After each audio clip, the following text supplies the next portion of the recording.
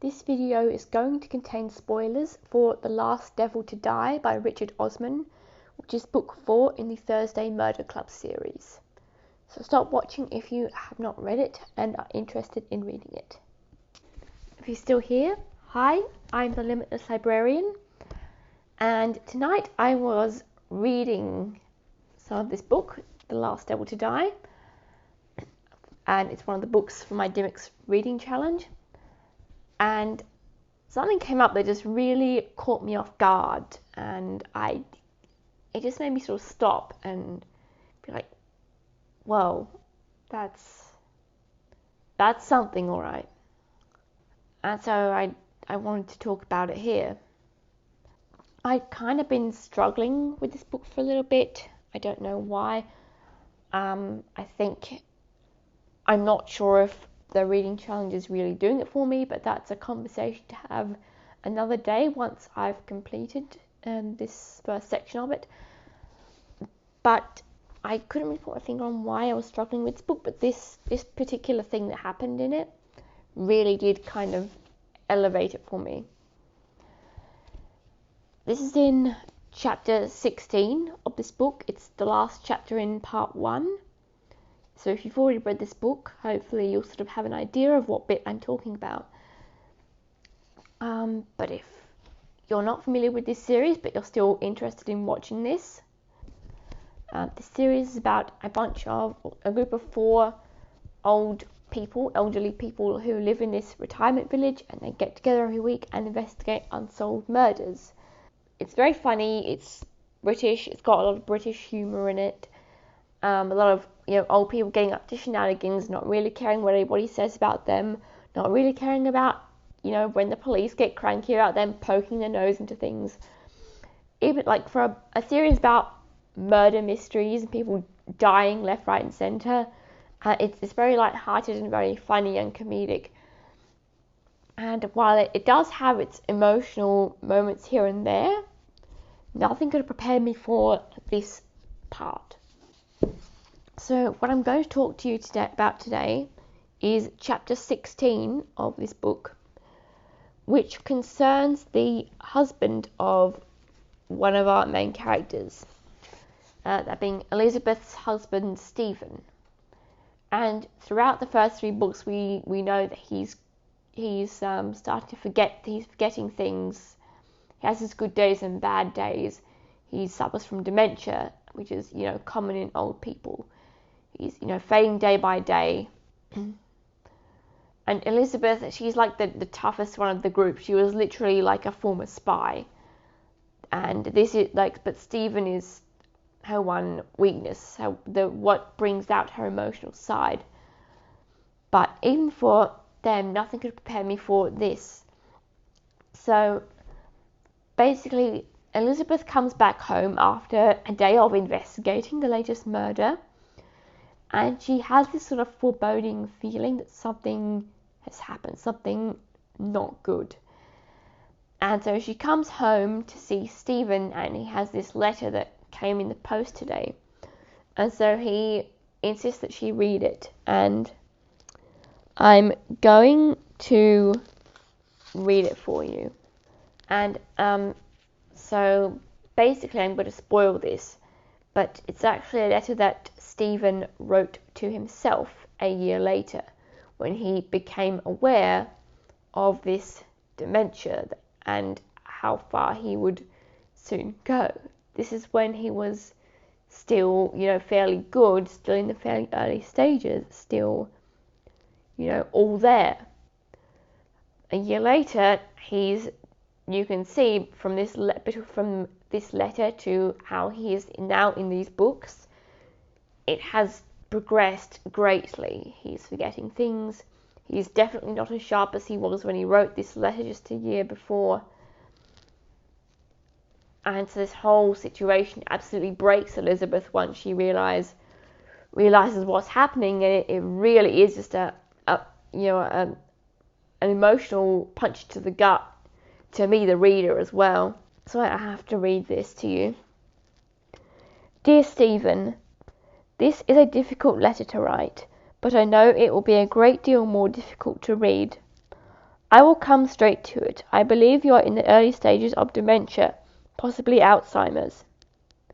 I am not an expert, but it is something I have been looking into. You are forgetting things, and you are getting confused. I know full well what you will say, but I've always forgotten things. I've always been confused. And you are right, of course. But this, Stephen, is of a different order.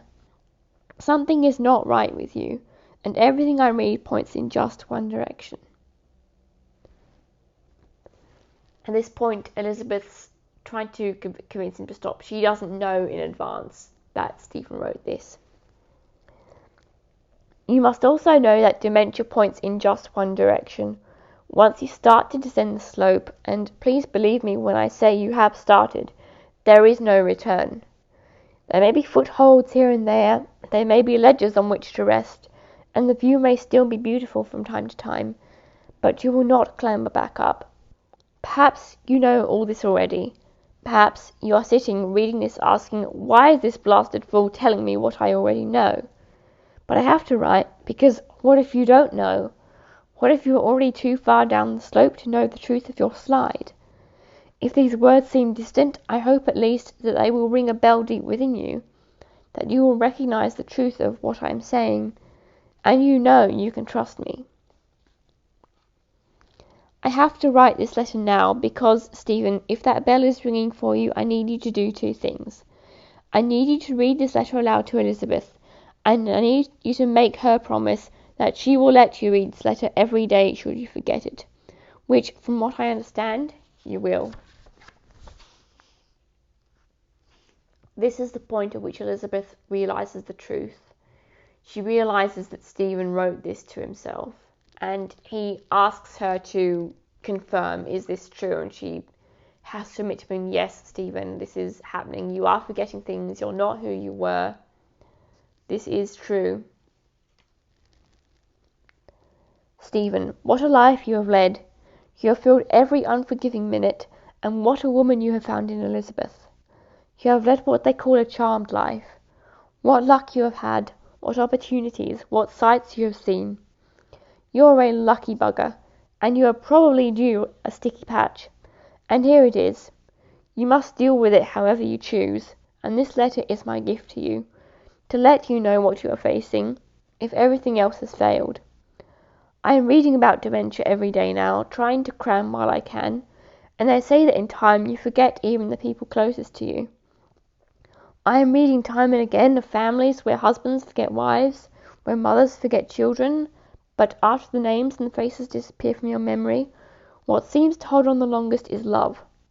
So whatever position you are in, I hope you know you are loved. Elizabeth will not send you away. We both know that. She will not lock you in a home, however bad you get, and however difficult things become.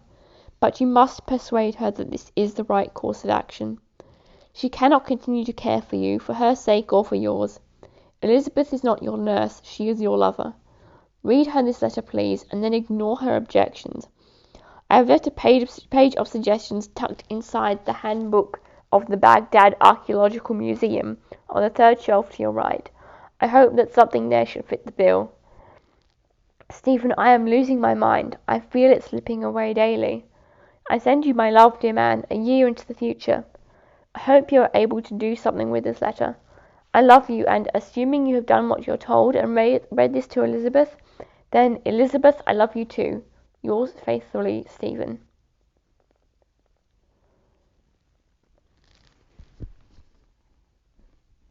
That was the letter.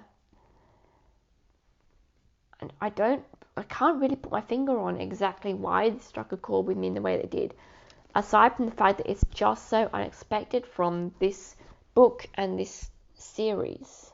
For the whole series, the main characters, they make light a lot of the time of the fact that they're old and they don't have much time left and they're not who they once were. And so I get, this is just the most raw that it's gotten, and it came out of nowhere.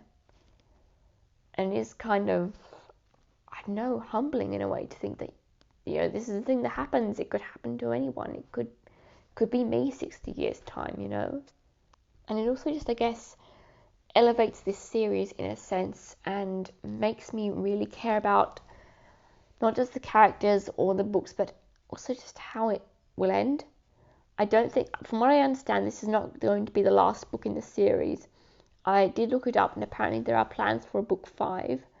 Whether that will be the last one, time will tell. But I really hope that this series isn't just continued on and on and on just because it's popular. You know, I hope Richard Osman doesn't just feel pressured to push out book after book after book to keep rolling in the money, keep rolling in the readers because it's popular. I want to see this plotline with Stephen resolved in a satisfying way, and I want to see the plot lines of the main characters resolved in a satisfying, meaningful way, however emotional that might be. I really hope this series does end at some point. It does have a proper conclusion, as opposed to a lot of thriller or mystery series that just keep punching out one book after another. This is like a rare example of these characters really sort of growing and having to confront things, real things, permanent things that they can't just laugh off or work around. This series full of old people just getting up to shenanigans and not giving a care in the world. It did this. It did this whole letter confronting the subject. And it managed to tug at heartstrings in a way that it doesn't normally do. And I am someone who does value my intelligence, my logic, my knowledge, and I would be terrified of forgetting that and losing that. So yeah, what Stephen is dealing with would be pretty scary for me. I don't want to be one of those people that gets this way when they're old, but it's entirely possible. So I guess this letter is a humbling reminder to, just be grateful for what you have, and especially as someone who values knowledge and intelligence and whatnot. And I really have to give Richard Osman kudos for this. It's definitely one of the most meaningful things that I've read recently. So good on you, mate. Love to see more of it, please. Please let this be concluded in a meaningful way, just as it started. Even if it's going to be an even bigger emotional gut punch when it comes. Thank you for watching.